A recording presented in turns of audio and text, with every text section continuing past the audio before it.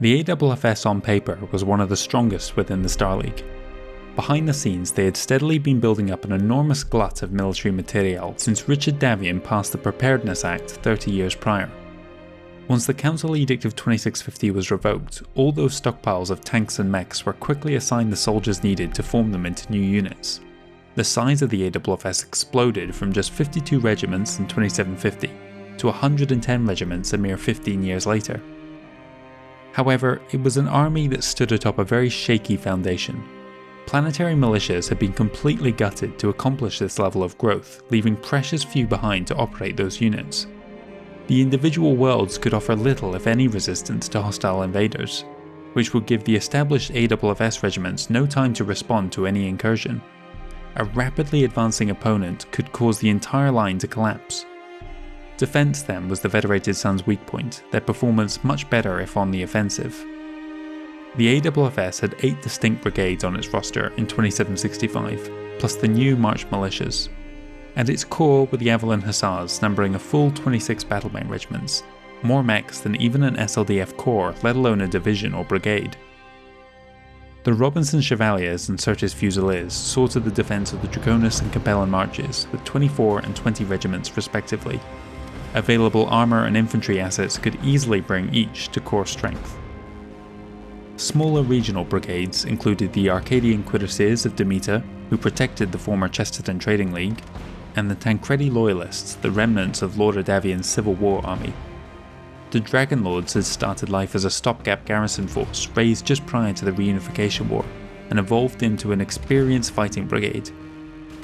The newly formed Seti Hussars Regiment was an experiment in combined arms, but so far hadn't distinguished itself. Between them, they could field another 12 regiments. A large part of the recent expansion was due to John Davion's March Militia initiative. The various planetary militias were invited to take part in a Martial Olympiad-esque tournament, at the end of which the winners were formed into a well-equipped and mobile defence brigade of 6 regiments for that region. The Capellan, Crucis and Draconis March militias can field 4, 10 and 6 units respectively. And lastly, the personal guard of the ruling Great House, the Davion Brigade of Guards, is one of the most elite units within the Inner Sphere. On the surface a mere 8 regiments, the reality is that each has enough permanently assigned infantry and armour brigades to count as a division, making the whole unit equivalent to a powerful SLDF corps. The CCAF is another Inner Sphere military that saw its strength more than double in the last 15 years. Rex Liao had begun the reformations that would significantly strengthen the defence of the Capellan state, but the Confederation owes his niece, Li Mingling, Duchess of Tikhonov, equal praise. Her efforts in securing Terran hegemony technology as the CEO of Earthworks Limited revitalised the ageing military. The CCAF was also a highly principled army, with Malin Lorix continuing to spread and popularise the Lorix Order, which was a cross between the ideals of the Ares Conventions and the martial traits popular within the Draconis Combine. Numbering just 42 regiments in 2750, the 10 brigades of the CCAF now totaled 92 battlemech units. In addition, each of the 44 small duchies can field an average of 3 Home Guard regiments. While these units rarely contain any more than a company of mechs, together they add around 15 mech regiments to the total. Each of the 7 commonalities within the Confederation supports their own brigade.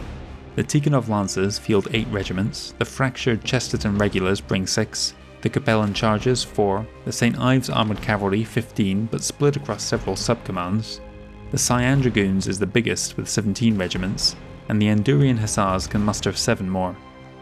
The Sana Sabres had long since been disbanded during the Second Andurian War, and were replaced by the Liao Lancers, whose 16 regiments were dispersed across the realm.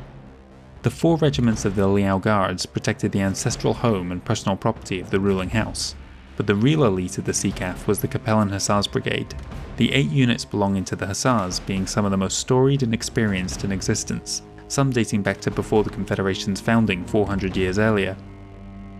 The Free Worlds League military was one of the strongest of the member states, excluding the SLDF of course, numbering in 2750 at 60 battlemech regiments. Technically this was more than what the Council Edict of 2650 allowed, but they were able to circumvent this restriction through the judicious use of provincial forces. When pressed, they could confidently claim that they were outside of the FWLM's chain of command, but it didn't go unnoticed that a permanent seat within the commanding Dormouth Council was assigned for a liaison from each. By 2765 though, they had lagged behind in expanding their arsenal, bringing to bear only 35 new units. While this still left them stronger than any of their immediate neighbours, the comparative loss served to exacerbate some of the FWLM's natural weaknesses. As ever, the Free Worlds was hampered by how heavily they could rely on the provincial armies to support them in an offensive. As demonstrated by the Timothy Leary incident in the Third Hidden War, a stubborn duke or duchess could grind things to a halt. Defensively, however, the FWLM was very well equipped. 7 provincial brigades provided the bedrock of the League's military power. The Marik Guard was but a single regiment, which might at first look woefully under-equipped to defend the Commonwealth. However, since it is House Marik that commands the federal forces, the need for a large provincial force was non-existent. House Allison funds 2 units, 11 Orient Hussars regiments, and the 4 brigades of the Fusiliers of Orient, plus his personal ducal guard of the same unit. The Regulan Hussars miraculously managed to survive the collapse of House Salage, and now House Cameron Jones commands those 5 regiments. House Humphreys is very possessive of their 4 Defenders of Andurian units, whereas the Stuart Dragoons are a de facto federal brigade in all but name, as Earl David Stuart has ceded control to the Captain General's cousin, General Amelia Stuart Marik. Last of the provincial brigades is the Orloff Grenadiers. Funded by House Orloff since before it split from the Duchy of Orient, the 5 Grenadier regiments are an experienced and proud unit. 4 federal brigades give the FWLM its main punch. The Marik Militia is one of the largest units in the Inner Sphere, fielding 28 regiments. These should not be mistaken for planetary militia, as all are fully equipped with battlemechs. The fanatical Atrian Dragoons are the more experienced Free Worlds unit. Though half the size of the Marik Militia, their experience and zeal makes them more than a match for their comparatively green compatriots.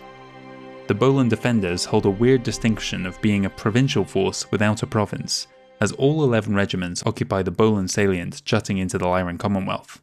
Lastly, the 6 regiments of the Free Worlds Guard are the elite and personal command of the Captain General. The Lyran Commonwealth now holds the dubious distinction of being the weakest of the member states, a situation which seems in conflict with their enormous industrial output. In 2750 they had 52 battlemech regiments at their disposal, but have only expanded to 92 in the years since. A large part of this is due to Operation Catalogue, a venture which, in the process of tracking and eliminating a large criminal underworld, discovered widespread corruption within their own ranks. Several units were dissolved and many more had their officers replaced. Still, the LCAF, despite its bumbling reputation, is a military that can bring considerable power to bear. Its 9 brigades are some of the largest within the Inner Sphere. Like the Free Worlds, it has its own provincial forces, the Donegal Guards and Sky Rangers, fielding 11 and 16 regiments respectively. The Tamar Marines no longer existed as a unit, and the Tamar Pact took instead to supporting the 17 Arcturan Guards regiments, which were once the federal troops for the whole Commonwealth. That role has since been subsumed by the Lyran Guards Brigade. This colossal unit is divided into 5 divisions of between 4 to 10 regiments apiece, though they do not fight in concert as do the SLDF divisions. Altogether, there are 31 regiments, making it the largest battlemech brigade in the Inner Sphere. The Lyran Regulars is a semi-permanent retirement and garrison unit within the LCAF, which currently musters 5 regiments. A trio of small brigades funded by the local planetary governments or nobility include the Odessa and York Regulars, fielding 2 and 3 regiments respectively, and 3 more from the Hesperus Guards, 2 of which are the last link to the former Tamar Marines. On a related note, while outside of the LCAF and not counted among their roles, the Tamar Tigers is the personal bodyguard regiment of the Kelswars and is frequently loaned to House Steiner.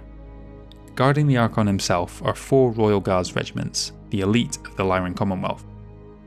Last up is the most serious contender to the SLDF, the Draconis Combine Mustered Soldiery. At a surface level, the 115 battlemech regiments, up from 55 in 2750, pales in comparison to the approximate 2,000 battlemech regiments within the SLDF. This overlooks 2 vital details though. The first is how many of those can actually be deployed within the Combine when they're needed to garrison the rest of the Star League. The second is how vast the conventional forces fielded by the Dragon have become. What once were regiments are now the battlemech spear point of a full combined arms brigade. The 4 military districts each field a division of regulars, though it'll soon become clear how inadequate the word division is. The Benjamin Regulars, led by warlord Ayaki Fujiwara, inhabit a crucial nexus within the Inner Sphere, but have the strength, flexibility and experience to deal with this assignment. Their 19 brigades have a combined strength of 190 regiments all told, more than some SLDF armies, and that's just the beginning. The Pesht regulars don't have quite the same prestige, but their 8 brigades muster 72 regiments. The Rasalhague regulars are under constant suspicion within the DCMS on account of their rocky history, but still field 26 brigades or 234 regiments. The Galadin regulars are even larger and are the best equipped of the 4. 29 brigades add up to 348 regiments in total, larger than even the mighty SLDF 14th Army, which comes in at 325. Quantity is only one half of the equation, however. Elitism within the DCMS on the part of the battlemech officers was systemic, and most either used their armour and infantry regiments as disposable cannon fodder or left them sitting in the rear while they strode forward to claim the glory. That reason more than any other gave the SLDF a fighting chance if war were to break out between the two. 5 smaller commands completed the DCMS roles. The Davion regulars were conceived as a threat to the Terran hegemony that the Combine would reclaim the worlds lost to them during McKenna's campaigns of persuasion in the early 24th century, 5 brigades or 39 regiments. The 5 brigades of the Arcab Legion hailed from that same region of space, totaling 35 regiments. The Proserpina Hussars were one of the more elite units better trained with combined arms, fielding 6 slightly smaller brigades of 5 regiments apiece, 30 in total. One of 2 units not equipped with permanent armour and infantry complements were the Sunzang Kader, providing the fanatical recruits from that selfsame military academy 11 regiments with which to get their first frontline experience. This was no easy duty and was very much a sink or swim environment. But the elite of the elite were the 5 reinforced regiments of the Sword of Light Brigade. In total, the number of frontline regiments fielded by the DCMS in 2765 was around 1,000, with a few hundred more conventional forces spread among the realm and garrison. Projections showed that by the end of the decade, they were on course to raise another 5 to 10 brigades. The member states also made limited use of mercenaries during this time, euphemistically referring to them as independent battlemech specialists or defense contractors. The biggest employers of these were the Draconis Combine and Capellan Confederation, who each claimed around 8 to 10 regiments worth, though no single unit was regimental in size. These were some of the favourite forces to use in the border raids that were ubiquitous across the realm. The other nations were little better, as each had contracted at least 1 regiment's worth. Over the last 150 years, most of the Inner Sphere navies had been either mothballed, scrapped or sold off. Many pilots were now operating ancient hulks that were no threat in a stand-up fight to modern warships, but could prey upon the undefended merchant vessels. Comparing what little was left to the mighty Star League Navy is a sad affair. Any single SLN fleet outnumbered the entire navy of the member states. What those nations refer to as fleets are smaller than Star League squadrons. The Federated Sun's navy is split into 4 fleets. The Rimwood, Corewood and Spinwood fleets cover the Capellan, Draconis and Periphery borders respectively, while the Crucis fleet moves within the realm to wherever they're best needed. The Capellan navy was the weakest, with its 5 wealthiest commonalities each operating a fleet, while a reserve fleet contains the bulk of their strongest warships, and moves to assist in the case of a major naval engagement. As is the case with their ground forces, the Free Worlds League Navy only accounts for their federal warships. There are 5 fleets, 1 for each of their many borders. 5th Fleet guards against uncharted space in theory, but in practice would be the first to arrive as reinforcements when one of the others is attacked. Additionally, Orient fields 2 small squadrons, Regulus another, and Andurian a 4th. The Lyran Commonwealth is the only realm honest enough to call it how it is, and is dispersed with the fleet title. Ironically, it is the strongest of the 5. Each province has 2 squadrons, plus another trio of vessels at each provincial capital. The rest remain in reserve. Lastly, the Draconis Combined Admiralty operates 2 small fleets in each of its military districts, and has 2 more warships permanently assigned to the 1st Proserpina Hussars.